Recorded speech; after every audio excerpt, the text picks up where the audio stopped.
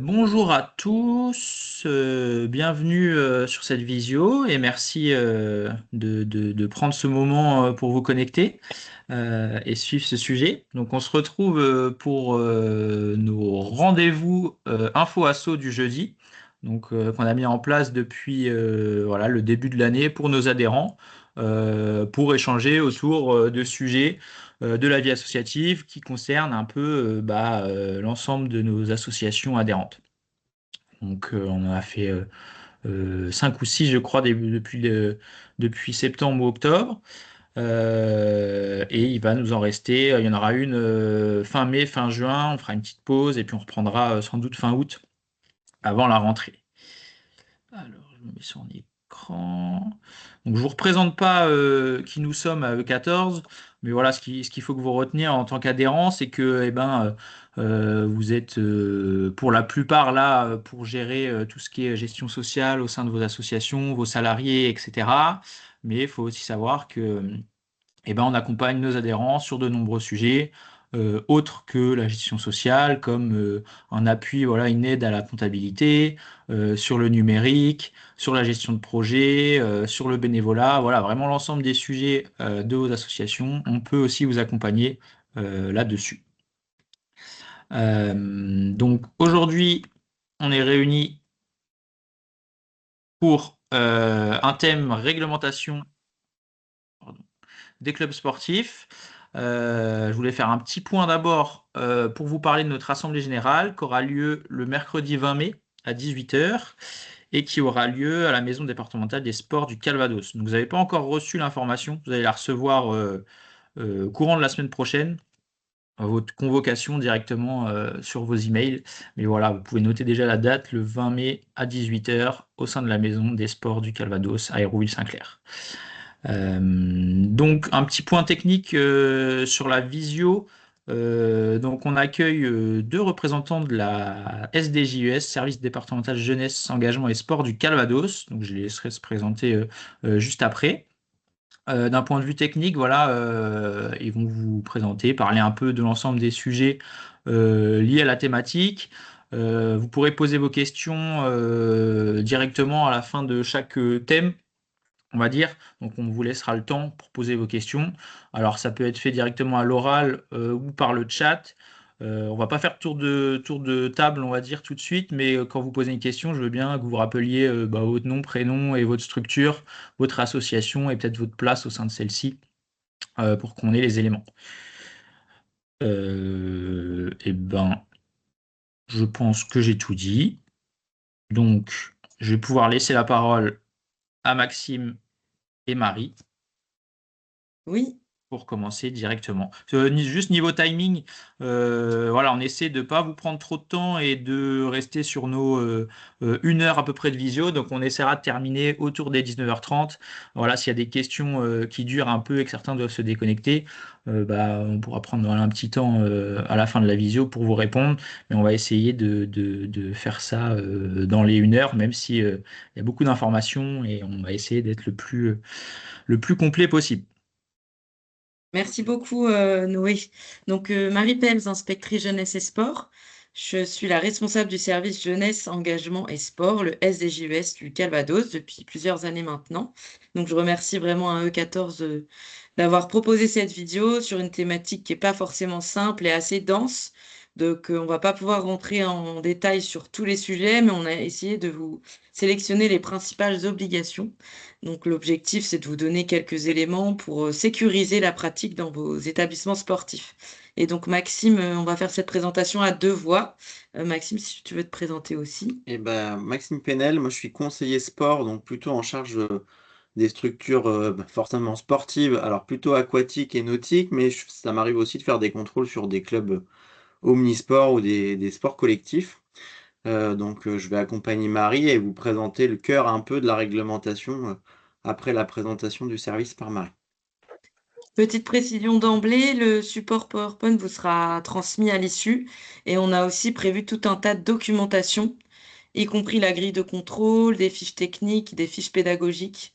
Donc voilà, vous n'avez pas besoin de tout prendre en note. On va essayer d'aller vite et vous aurez l'essentiel des éléments par écrit après par mail. Voilà. Rapidement, pour vous présenter le service, donc le SDJES, ce qu'on appelle traditionnellement la jeunesse et sport, ça a pas mal changé ces dernières années. Et les locaux, on a beaucoup déménagé, changé de sigle. Mais voilà, on reste le même service. On est un service de l'État rattaché au ministère de la Jeunesse, l'engagement des sports, de la vie associative. Et donc, on est chargé de mettre en œuvre les différentes politiques publiques. Il y a un SDJES dans chaque département. Et depuis 2021, dans le cadre d'une importante réforme des services de l'État, on a été rattaché localement à l'éducation nationale, donc au DSDEN, les directions des services départementaux de l'éducation nationale. Notre service est composé de 15 agents. On est fonctionnaire d'État. Donc Maxime a 2 autres collègues qui sont comme lui conseillers d'animation sportive. On a l'équivalent côté jeunesse avec 4 conseillers d'éducation populaire et de jeunesse. Ensuite, on a 4 collègues administratifs qui sont en gestion de certains dispositifs et en appui au cadre du service. On a aussi 2 attachés d'administration qui sont plutôt sur les missions d'engagement. Et moi, j'ai un adjoint, Lucas Renard, qui est aussi inspecteur jeunesse et sport, qui est arrivé il y a 1 an et demi dans le service. Donc, on vous transmettra l'annuaire du service avec toutes les coordonnées, numéro de téléphone, les adresses mail fonctionnelles et personnelles. Donc, la particularité du service, on peut avancer à la diapo d'après, Noé, merci. Donc, on a 2 grands types de missions. Je ne vais bien sûr pas vous les détailler ce soir, mais que vous retenez qu'on a des missions de développement, de promotion, d'accompagnement, à la fois des activités sportives, de jeunesse, d'éducation populaire et de loisirs, de soutien à la vie associative, d'engagement, de bénévolat, de financement.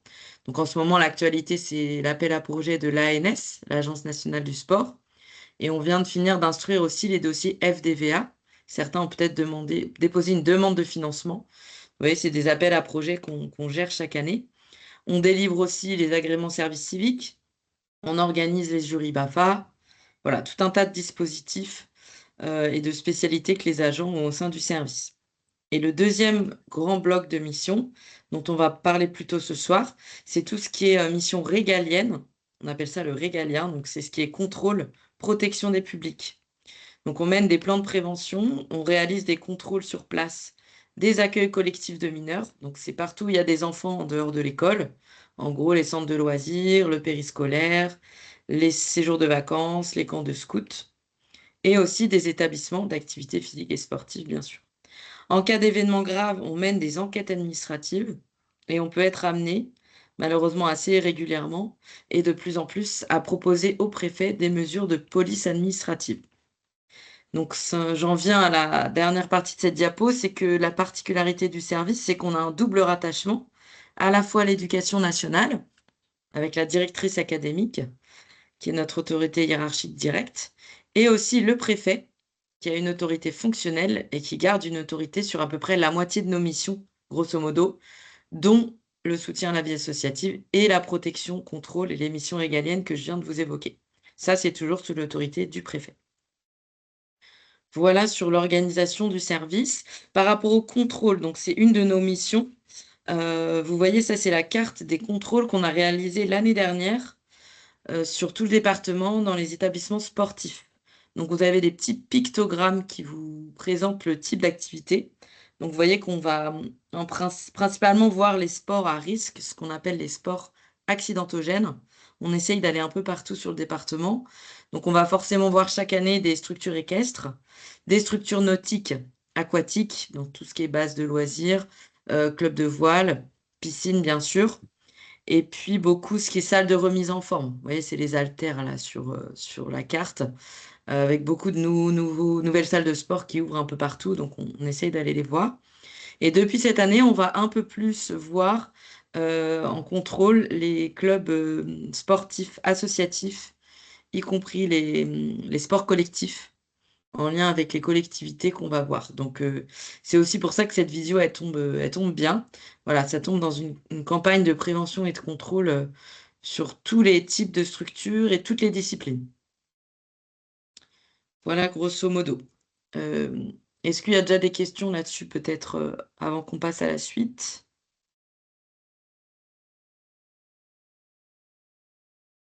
Non, moi, je pense qu'on peut, du Eh coup, ben, je vais enchaîner. Je vais continuer du coup.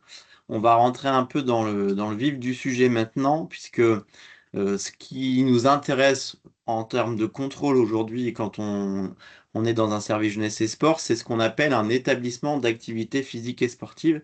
Et c'est à partir du moment où on est considéré ou défini comme établissement d'activité physique et sportive qu'on peut avoir affaire à nos services. Alors à la fois dans l'accompagnement, mais aussi dans le contrôle et dans éventuellement la prévention vis-à-vis de certains risques potentiels. Donc c'est quoi un établissement, un EAPS? Dans le jargon on dit EAPS pour que ce soit plus simple.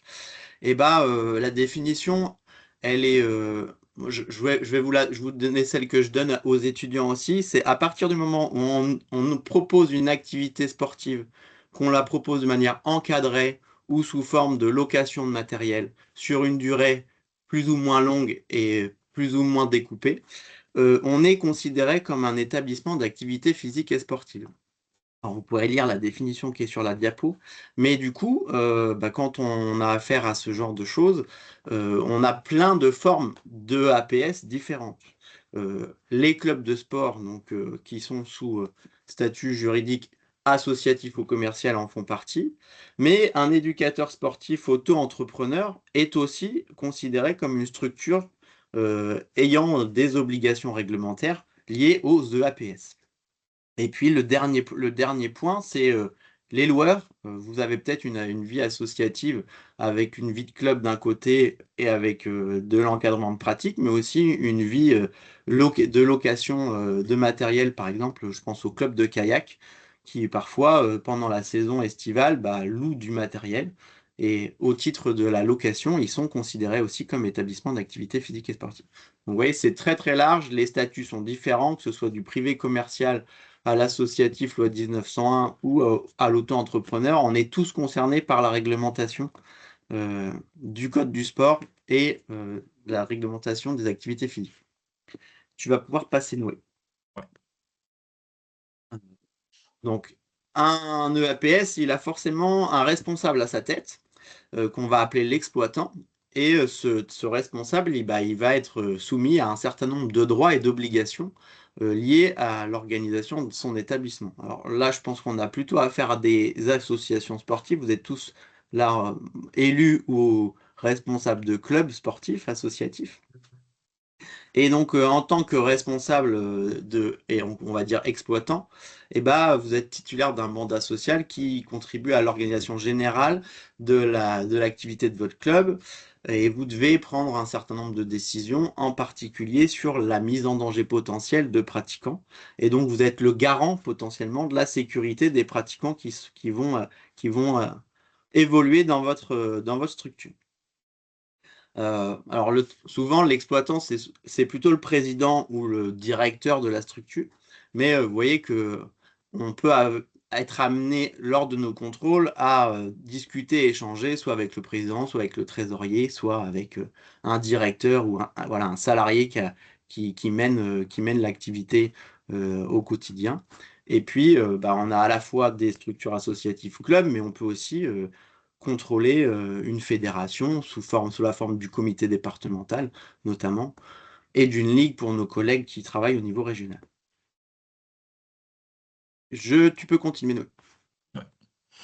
Alors, les obligations réglementaires dans le domaine du sport, elles sont relativement larges et elles interviennent sur différents champs qu'on va balayer les uns après les autres. Alors, le premier, c'est la question de l'encadrement des éducateurs sportifs et la question du statut d'éducateur. Aujourd'hui, un éducateur sportif, alors j'ai un petit problème, moi, c'est que j'ai une petite, une petite bulle qui vient sur le milieu de la diapo. Je vais essayer de faire avec. C'est de ma faute, je Un, pense. un éducateur salarié, notamment, et à partir du moment où on encadre une activité physique contre rémunération, qu'on l'encadre, qu'on l'anime, voilà, qu'on mène une activité physique contre une rémunération, on a forcément l'obligation d'être titulaire d'un diplôme, d'un titre à finalité professionnelle ou d'une certification, c'est-à-dire une qualification professionnelle. Cette qualification, en tout cas ce diplôme, il nous permet deux choses: de garantir la compétence du titulaire, c'est-à-dire de l'éducateur, à la fois en matière d'animation sportive, mais surtout en matière de sécurité des pratiquants. Et puis, le fait d'avoir un diplôme, ce qui nous intéresse, c'est que ce diplôme, il soit enregistré et répertorié dans ce qu'on appelle le répertoire national de la certification professionnelle. Donc, il nous permet d'attester que ce diplôme, il est bien reconnu par l'État, il a bien fait l'objet d'une qualification particulière, et à ce titre-là, qui vous donne le droit d'encadrer contre rémunération. On peut poursuivre.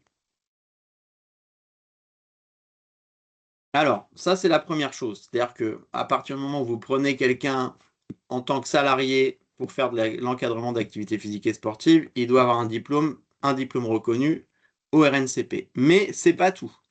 Ce qui nous intéresse aujourd'hui, et plus particulièrement depuis ces dernières années où on a beaucoup de soucis là-dessus, c'est la question de la carte professionnelle. L'encadrant, il sait bien qu'il soit titulaire d'un diplôme reconnu, mais il faut surtout qu'il soit détenteur d'une carte professionnelle en cours de validité. Et je répète sur l'idée du cours de validité. Cette carte professionnelle, elle nous permet d'enregistrer l'ensemble des éducateurs sportifs dans une base de données, déjà d'y voir un peu plus clair, et surtout de vérifier un certain nombre de points qu'on verra peut-être après. Je pense que Marie en reparlera sur la question de l'honorabilité, c'est-à-dire les antécédents potentiels, enfin les antécédents judiciaires qui pourraient ne pas être compatibles avec l'encadrement d'une pratique sportive, qui plus est auprès d'enfants, puisque c'est souvent le cas des associations qui proposent une activité.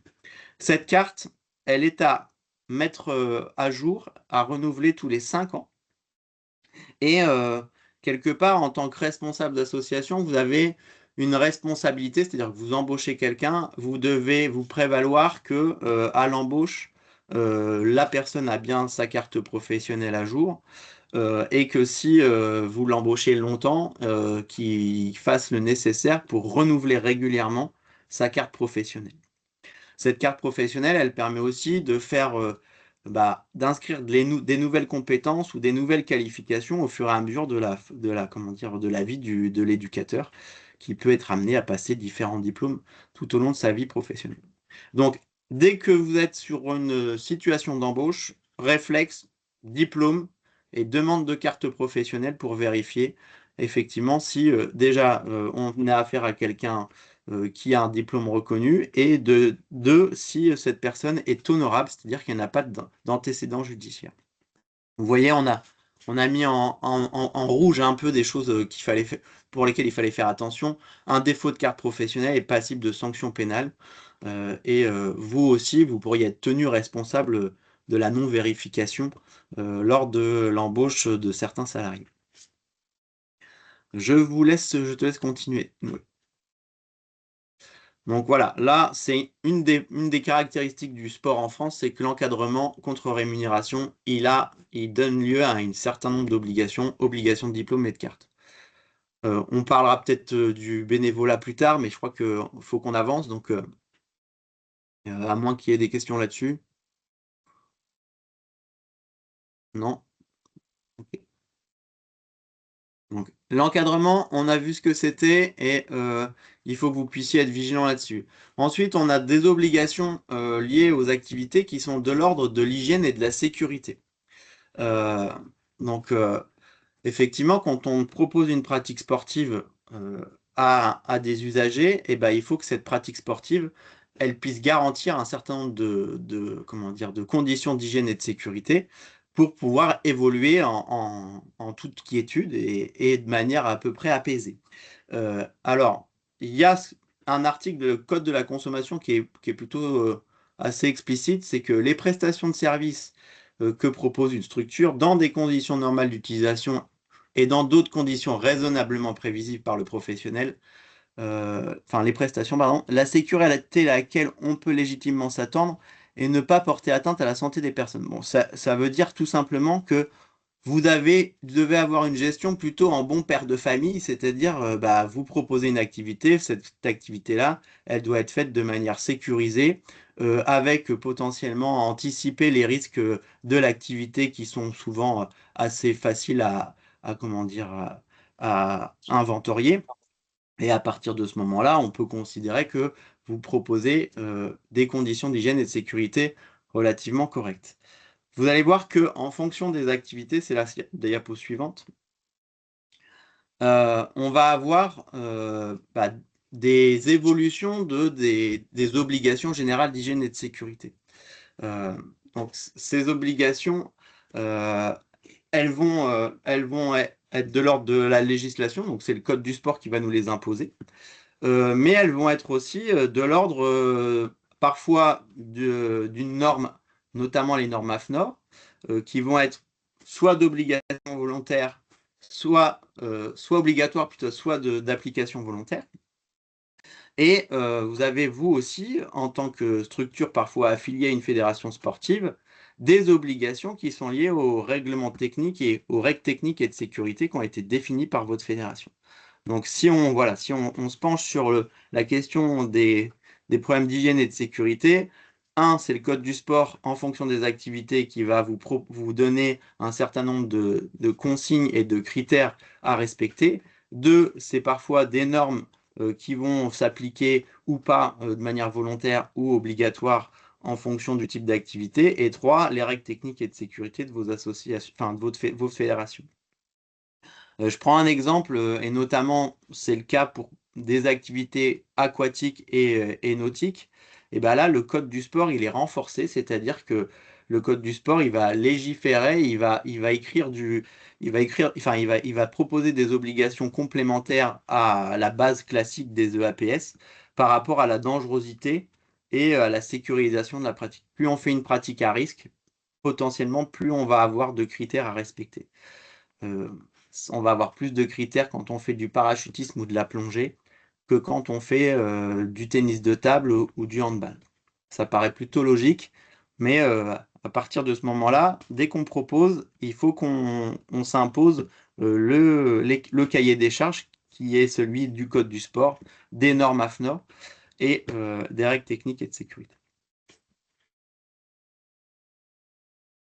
Donc une fois qu'on a fait tout ça, eh ben, on va avoir quand même un droit de regard, et en tout cas l'usager qui rentre dans votre structure, il va avoir un certain nombre de besoins en termes d'affichage. Et vous avez aussi, vous, nécessité de rendre transparent un certain nombre de pièces quand vous organisez une pratique sportive. La première, c'est déjà de prévoir un tableau d'affichage où on va pouvoir apporter des éléments réglementaires qui sont obligatoires. Je ne sais pas si c'est pas toujours facile, ça dépend du lieu d'organisation de la pratique, mais vous êtes tenu de proposer un affichage à vos usagers. Celui-ci, il va être en premier lieu autour des diplômes et des qualifications. Donc, dès que vous employez quelqu'un contre rémunération pour encadrer une activité, vous devez fournir aux usagers son diplôme, sa qualification si c'est une qualification professionnelle, et surtout sa carte professionnelle. Moi qui suis père de famille et un peu sensible au sujet, j'inscris mon enfant dans un club, je vais d'abord regarder avec qui par qui il va être encadré, et si ces personnes-là ont bien une carte pro. C'est le cas pour les stagiaires aussi, c'est-à-dire que dès que vous avez quelqu'un en formation BPGEPS, CQP, il est censé avoir une délivrance de carte professionnelle de stagiaire, en tout cas une attestation de stagiaire qui nous permet de vérifier son honorabilité aussi. Quand on pratique, on aime bien savoir à quelle sauce on va pratiquer, et donc ce que j'ai dit juste avant sur les règles d'hygiène et de sécurité, ces règles d'hygiène et de sécurité, elles doivent être proposées et affichées aux usagers. L'organisation de la pratique, les règles de sécurité, on les connaît en tant qu'exploitant, mais il faut qu'on les mette en visu pour l'ensemble des usagers. Donc ça aussi, les textes fixant les garanties d'hygiène et de sécurité, elles doivent être appliquées et affichées sur un tableau. Ensuite, on va avoir des affichages spécifiques à certaines activités sportives. Alors, vous n'êtes peut-être pas tous concernés, mais typiquement, vous organisez une activité aquatique et vous êtes responsable d'un équipement aquatique, et vous devez, par exemple, afficher le plan d'organisation de surveillance et de secours de cet équipement. Quand vous faites de la voile, vous êtes obligé d'afficher ce qu'on appelle un dispositif de surveillance et d'intervention qui permet de montrer comment vous agissez en matière de procédure en cas d'accident. Donc voilà, c'est des petits exemples d'affichage supplémentaires que vous devez mettre en fonction des activités que vous proposez. Ce qui nous intéresse ensuite, c'est que votre structure qui propose une activité, elle le fasse de manière sécurisée, d'un, en respectant les règles d'hygiène, mais deux, en étant assurée pour le faire. Et le contrat d'assurance en responsabilité civile, il doit aussi être affiché aux yeux des usagers pour être sûr que vous garantissez bien leur sécurité et leur couverture dans la pratique de leurs activités. On verra après que la couverture, c'est pas forcément que les usagers ou les licenciés, ça peut être étendu à un peu plus de monde que ça. Ensuite, on est tous amenés sur un club sportif à rencontrer des incidents de parcours ou des incidents de pratiquants et pour pouvoir donner l'alerte, il est nécessaire aussi que votre tableau d'organisation, enfin votre tableau d'affichage mentionne des numéros d'urgence et un plan d'évacuation. Alors, parfois, c'est votre commune qui vous le fournit, mais vous devez veiller, vous, à ce que ces numéros et ce plan d'évacuation, ils soient lisibles par tous. Dernier point sur l'affichage obligatoire, c'est le nouveau, la petite affiche que vous voyez là en bas, quasiment au milieu, l'affiche Signal Sport qui permet à l'usager de se renseigner, ou en tout cas de savoir quel numéro il doit composer en cas si on est témoin ou si on est victime de violences sexistes et sexuelles dans le sport. Voilà, vous voyez que ça fait un certain nombre de pièces quand même à afficher. Donc, soit on les réduit pour que ça tienne dans un petit tableau d'affichage si vous n'avez pas beaucoup de place, mais en tout cas, vous devez quand même veiller à ce que tout ça soit disponible à la lecture pour vos usagers. On va pouvoir poursuivre. Alors, l'organisation des secours et le suivi de la santé des pratiquants. Oui, on a des règles d'hygiène et de sécurité, mais quand il y a un petit accident qui arrive sur une structure, voire un accident plus important, on est tenu aussi de pouvoir garantir notre obligation de moyens, c'est-à-dire faire en sorte d'assurer tous les moyens nécessaires pour la sécurité des gens dont on a la responsabilité. La première, effectivement, c'est le tableau d'organisation de secours. On vient d'en parler avec les numéros, les adresses et éventuellement des organismes à joindre en cas d'urgence. Un club de handball va pas forcément avoir le numéro du vétérinaire, mais par contre, un centre d'équitation, lui, il va être tenu d'avoir ce numéro à disposition. Forcément, il faut que vous puissiez, si vous êtes témoin d'un accident, pouvoir alerter le plus rapidement possible. Donc les moyens de communication pour appeler des services de secours, ils sont évidents.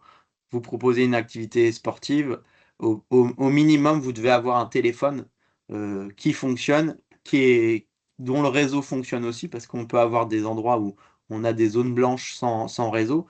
Donc il faut que vous puissiez veiller à ce que la communication pour transmettre des informations suite à un accident et puisse être faite de manière fluide et facile. Comment dire, on parle d'accident là, mais on peut aussi parler de matériel. Il y a certaines activités sportives qui sont soumises à ce qu'on appelle des équipements de protection individuelle. C'est-à-dire que la pratique nécessite d'être équipé avec un casque, éventuellement une bombe pour l'équitation, un gilet de sauvetage pour de la voile par exemple, une corde d'escalade et un baudrier. Et ces éléments-là, ce sont des équipements de protection individuelle et leur longévité et leur vie dans la structure doit être tracée dans un registre avec lequel on va pouvoir vérifier déjà la date de mise en service de cet équipement. Éventuellement, c'est les dates où il a été inspecté visuellement pour savoir s'il était toujours conforme aux attentes de la norme de ce qu'on appelle un EPI. Et puis surtout, qui respecte le marquage CE, c'est-à-dire qu'un équipement de protection individuelle, c'est forcément un équipement qui a été marqué par des normes européennes et qui respecte les normes européennes. Donc là, ça aussi, si vous êtes amené, en tout cas si vous proposez des activités qui sont soumis à l'équipement de protection, il y a l'obligation de tenir un registre et aussi de faire des inspections régulières du matériel. Il y a certains équipements qui ont une durée de vie limitée aussi. Cette durée de vie, on n'a pas le droit de la prolonger quand on est président d'association. C'est-à-dire que si j'ai un baudrier d'escalade et que sa durée de vie c'est 3 ans ou 5 ans, et ben, au bout de 5 ans, il faut qu'il sorte de mon matériel et de mes équipements de protection qui soient proposés pour les usagers. Ensuite, et c'est le cas depuis 2018 de manière volontaire mais obligatoire depuis 2022, les ERP, les établissements recevant du public et notamment les établissements, on va dire sportifs couverts, ont l'obligation d'avoir un DAE, c'est-à-dire un défibrillateur automatique externe. Marie, tu me compléteras si besoin. Et ce DAE, il doit être, voilà, il est imposé et il sauve des vies. On a d'ailleurs un exemple il y a 1 mois et demi d'une structure nautique qui était bien contente d'avoir un DAE pour pouvoir sauver un usager qui avait fait un malaise cardiaque. Voilà, donc il y a les ERP de type X, donc les couverts qui ont une obligation. Et il y a les ERP de plein air qui, en fonction du nombre de personnes accueillies, ont l'obligation ou pas d'avoir un défibrillateur dans leur structure. L'obligation de détenir un DAE incombe aux propriétaires des ERP. Effectivement, si vous utilisez un équipement communal, c'est pas vous qui devez fournir le DAE, mais par contre, vous devez veiller à ce que si la commune vous laisse son gymnase, eh ben, qu'on puisse avoir un équipement qui soit qui soit présent et surtout qui soit fonctionnel. Donc ça aussi, vous pouvez vérifier ça, notamment ce qu'on appelle les patchs ou voilà, le système pour pouvoir brancher l'appareil sur la victime. Il est important que les patchs soient à jour et que l'appareil soit fonctionnel. Ça fait beaucoup d'infos, hein, mais vous aurez le PowerPoint à la fin. Oui, tu peux passer. On a parlé tout à l'heure de l'assurance. Alors, il y a 2 types d'obligations en France, hein. Il y a une obligation d'assurance en responsabilité civile.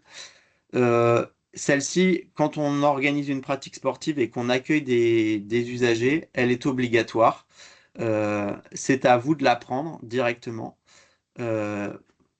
J'ai cette assurance, j'en parlais tout à l'heure, en responsabilité civile, elle doit couvrir l'ensemble des pratiquants ou des personnes qui gravitent dans votre structure.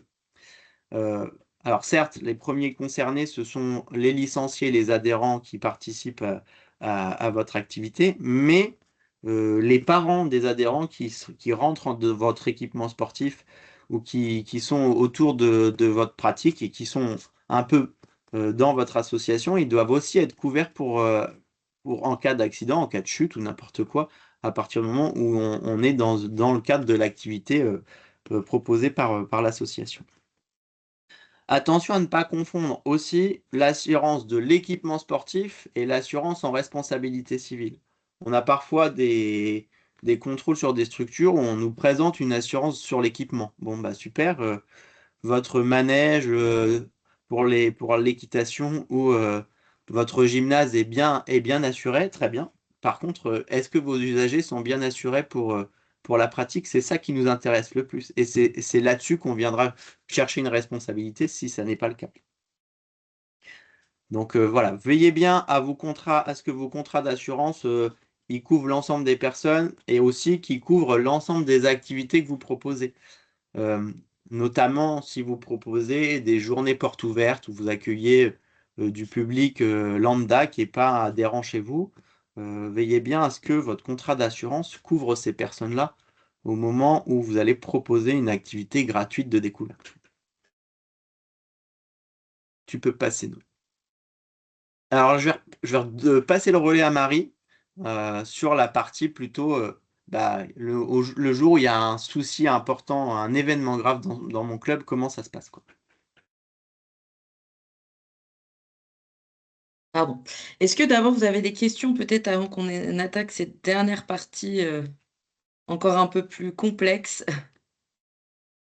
Non. Non? Eh ben, c'est parti pour le signalement d'événements graves.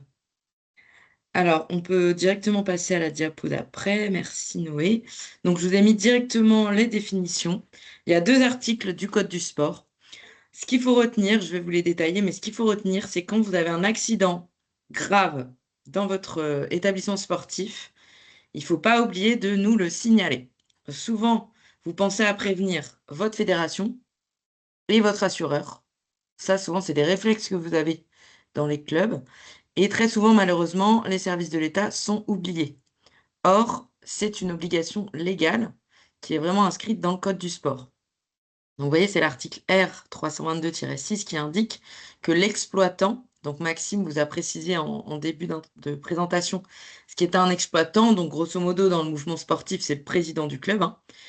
Le président du club est tenu d'informer le préfet, donc c'est-à-dire notre service par délégation, de tout accident grave, de toute situation présentant ou ayant présenté des risques graves par leur probabilité et leurs conséquences éventuelles pour la santé et la sécurité physique ou morale des pratiquants.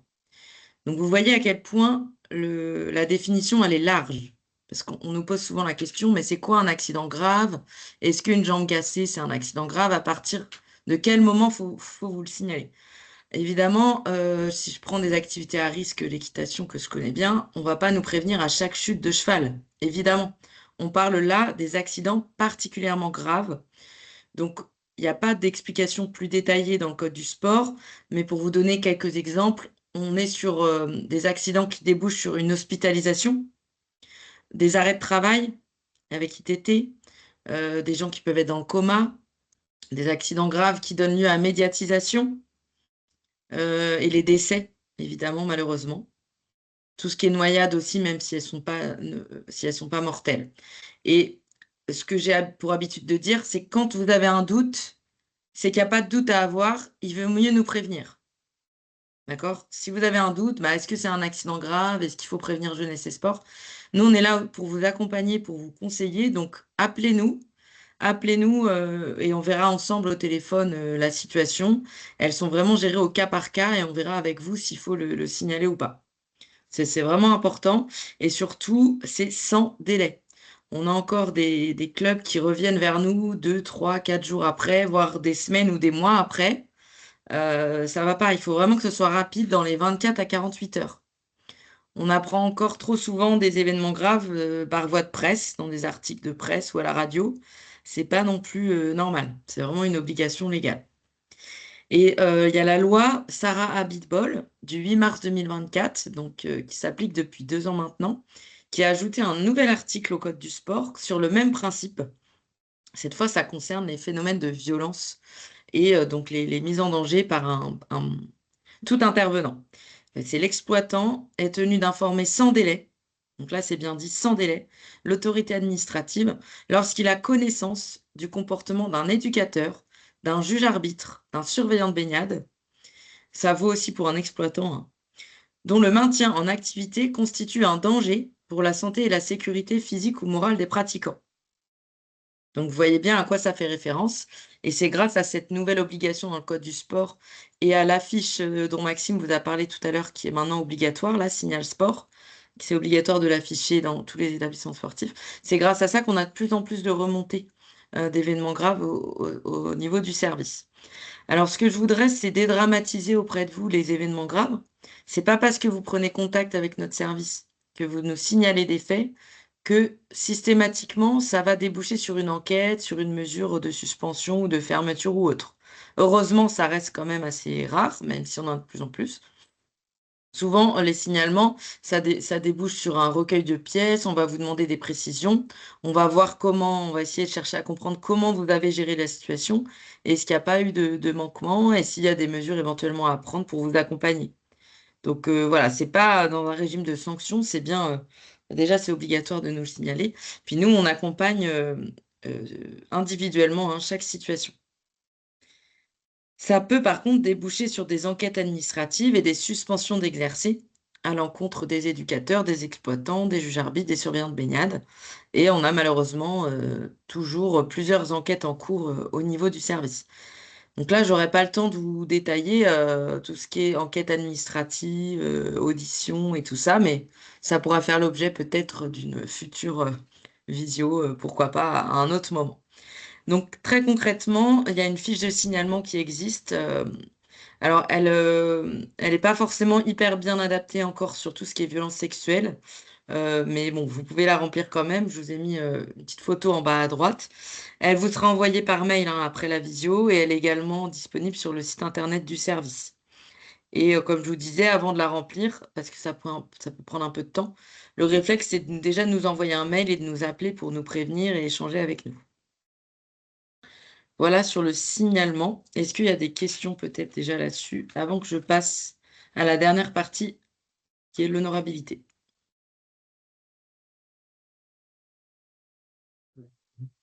Non, c'est très clair. Très bien. Alors sur l'honorabilité, donc ça, vous en avez déjà un peu entendu parler, je l'espère, via vos fédérations et le contrôle des bénévoles qui est mis en place depuis deux ans maintenant. Donc, qu'est-ce que c'est ce mot qui peut faire peur d'honorabilité? C'est le principe selon lequel des personnes qui ont été condamnées ne peuvent pas exercer certaines fonctions dans le sport. Donc plus concrètement, c'est les personnes qui ont été condamnées pour crimes ou pour certains délits qui sont listés par la loi, notamment tout ce qui concerne les stupéfiants, les violences sexuelles. Alors les stupéfiants, on peut se dire que ça n'a pas de lien direct avec le sport, ouais, mais ça figure quand même dans la liste des infractions qui sont bloquantes, qui sont incapacitantes. Donc, si on a fait l'objet d'une condamnation pour ces types d'infractions et que ça figure sur notre casier judiciaire, si on a fait l'objet d'une mesure administrative d'interdiction de participer à la direction, à l'encadrement des accueils de mineurs, alors on est d'office en incapacité d'exercer des fonctions dans un club sportif. C'est ça qu'il faut comprendre. C'est que nous, service jeunesse et sport, le préfet, là, contrairement aux enquêtes que j'évoquais tout à l'heure, on va pas mener d'enquête, on va pas prendre de mesures, nous. On fait que constater, en fait, ce qu'il y a déjà sur les casiers judiciaires. Et si on remarque que le casier n'est pas vide et que dessus, il y a certaines infractions qui figurent sur la liste des infractions bloquantes, et ben dans ces cas-là, on va notifier l'incapacité à la personne et à son club. Donc, d'office, ça rend incapable d'exercer les fonctions d'exploitant, de manière directe ou indirecte, mais aussi les fonctions d'éducateur, de coach, d'entraîneur, d'arbitre, de surveillant de baignade. Donc nous, on notifie par courrier, en recommandé, par mail, et aussi moi, je prends toujours le temps d'appeler la personne au téléphone pour lui expliquer en fait hein, ce qui se passe et les recours qui sont possibles. Donc la seule action que la personne qui se retrouverait dans cette situation peut faire, c'est d'écrire au tribunal qui l'a condamné pour demander un effacement anticipé de son casier. C'est-à-dire que nous, on ne peut pas intervenir hein, dans ces cas-là. C'est pas nous qui gérons, vous aurez compris, hein, le judiciaire, les condamnations sur les casiers, c'est bien les autorités judiciaires. Et c'est de ce côté-là qu'il faut que la personne se tourne pour demander l'effacement anticipé. Donc si vous avez le cas dans votre club, d'un éducateur ou d'un intervenant qui a un casier incompatible, bah, malheureusement, il faudra tout de suite l'écarter des fonctions. Et la personne, c'est elle qui a la main pour écrire au tribunal qui l'a condamné. Et en général, la procédure, elle prend plusieurs mois, hein. Ça prend en moyenne 6 mois, la mesure d'effacement anticipé. Et puis, on ne peut pas se prévaloir, nous, de la réponse du juge. Des fois, on a une réponse favorable et parfois non. Il y a une main levée.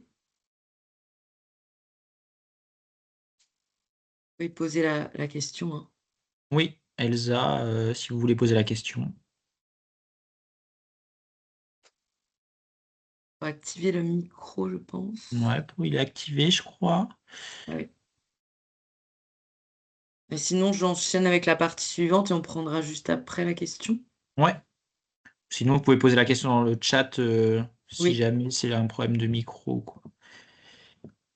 Tac. Et donc, sur la diapo suivante, voilà. Donc là, j'ai parlé principalement du casier judiciaire, le B2, hein, vous voyez. Mais le contrôle d'honorabilité, il porte pas uniquement sur le casier judiciaire, il porte sur deux autres éléments. Le deuxième, c'est le figet. Donc, vous connaissez tous, je pense, le fichier S. Voilà, le fichier S. Et ben, sachez qu'il existe un fichier équivalent pour les auteurs d'infractions sexuelles et de grandes violences, qui s'appelle le FIGE, le fichier judiciaire automatisé des auteurs d'infractions sexuelles ou violentes. C'est un registre de la justice, en fait, qui recense les personnes condamnées pour ces infractions. La particularité sur le FIGE, c'est qu'il y a aussi des mineurs qui peuvent être inscrits dessus. Et on peut aussi être fiché sur le FIGE avant même d'être condamné, par mesure de précaution. Donc on peut avoir, c'est assez rare, hein, mais on peut avoir un B2 vierge, mais être inscrit au FIGE. Dans ces cas-là, par mesure de précaution, la personne, elle est quand même en situation d'incapacité d'exercer des fonctions dans des clubs. Petite précision, cette incapacité d'exercer dans le sport, elle vaut à la fois pour les publics majeurs et à la fois pour les publics mineurs. Parfois, on a une confusion là-dessus. Si on a une infraction sur son casier ou qu'on est fiché au FIGE, on est d'office incapable d'exercer auprès de tout public dans le sport, hein, c'est catégorique. Et donc, le troisième élément qui est vérifié, c'est le fichier des cadres interdits. Cadre interdit, CADINT. Donc ça, c'est un fichier national qui recense les individus qui ont été suspendus par des préfets. Donc ça fait écho avec ce que je vous disais tout à l'heure, quand on a un signalement d'événements graves, sur par exemple un entraîneur qui aurait un comportement inadapté avec des pratiquants, et ben, le préfet de tel département peut mener une enquête, et à la fin de l'enquête, ou même au début, s'il y a une mise en danger avérée, il peut suspendre, interdire d'exercer, par un arrêté préfectoral, cette personne. Et cette personne, si elle est interdite par le préfet du Nord, et ben, cette interdiction, elle s'applique partout en France. Ça, c'est vraiment important. C'est assez sécurisé. Et donc, notre service a un accès au CADINT, qui est un fichier national. Et nous, quand le préfet du Calvados interdit à quelqu'un d'exercer, eh ben, c'est ajouté sur ce CADINT. Petite précision, les cartes pro dont vous parlait Maxime tout à l'heure, les cartes professionnelles, pour tous vos éducateurs qui interviennent contre rémunération, eh ben, elles sont très importantes, ces cartes pro, parce que c'est vérifié automatiquement, ces trois éléments, B2, FIGE, CADINT. Quand on a une carte pro en cours de validité, eh ben, automatiquement, ça veut dire que ces trois, ces trois choses sont vérifiées, pas seulement tous les 5 ans, mais carrément tous les ans. Donc la carte pro, elle est valable 5 ans. Mais en fait, à la date d'anniversaire de la carte, automatiquement, notre logiciel, qui est quand même très bien fait, va interroger automatiquement le B2, le FIGE et le CADINT. Donc, vous voyez à quel point c'est important de vérifier les cartes pro. Et si vous recrutez quelqu'un qui n'a pas de carte pro ou dont la carte est périmée, ça veut dire que ces contrôles ne sont plus faits. Donc, c'est pour ça qu'on insiste vraiment sur les cartes pro. Dans les contrôles qu'on fait et les échanges qu'on a, il y a encore beaucoup trop de manquements. C'est vraiment très grave, hein, cette méconnaissance de l'obligation qui incombe, je le redis, à la fois aux éducateurs eux-mêmes et aux employeurs. Donc vraiment, on le répétera jamais assez. Et dernière précision, c'est que sur les bénévoles, ces contrôles ne sont pas automatiques. Ce qui a été automatisé avec les prises de licence dans les clubs, c'est uniquement le deuxième point, le FIGE. Donc c'est très bien, hein. Ça veut dire que depuis 2 ans, quand vous prenez une licence d'exploitant, d'entraîneur, bénévole, et ben avec votre fédération, la prise de licence, elle va interroger directement le FIGE. Et nous, on a des alertes, ça arrive régulièrement, quand il y a des personnes qui sont inscrites au FIGE via un logiciel qui s'appelle le SI Honorabilité, le portail que vous normalement vous renseignez, et ben ça arrive sur notre service, les alertes FIGE que nous on traite comme une situation d'incapacité d'exercer dont je vous parlais tout à l'heure. Avec courrier, on prévient le président du club, l'organisme de formation si c'est un stagiaire, et la personne doit être tout de suite écartée. Ce qui n'est pas automatisé pour les bénévoles, c'est la vérification du casier judiciaire. Ça, c'est encore, pardonnez-moi l'expression, mais un gros trou dans la raquette. Mais en fait, ça représente des millions et des millions de contrôles, donc on y viendra un jour, j'espère, mais c'est pas encore le cas. Et le CADINT, ça, c'est pas encore automatisé. Par contre, on a régulièrement, nous, des clubs qui nous demandent, qui nous envoient la liste de leurs bénévoles, et nous, on contrôle manuellement le CADINT et le B2 pour les encadrants bénévoles. Ça, c'est sur demande auprès du service. Donc, c'est assez fastidieux, mais ça permet de sécuriser les choses. Et on vérifie ça aussi quand on va faire des contrôles on prend la liste des bénévoles et après, on fait toutes ces vérifications-là. On a besoin de peu d'éléments pour vérifier le B2, le figé, le cadin de quelqu'un. C'est son nom, son prénom, sa date de naissance et son lieu de naissance. Nom, prénom, date et lieu de naissance. Avec ces 4 infos, on peut interroger les 3 fichiers là que je vous ai évoqués.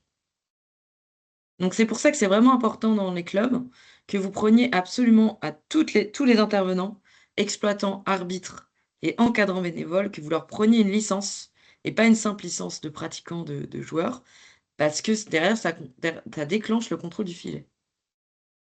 Voilà, j'ai une dernière diapo qui synthétise un peu tout ce que je viens de dire parce que c'est assez technique.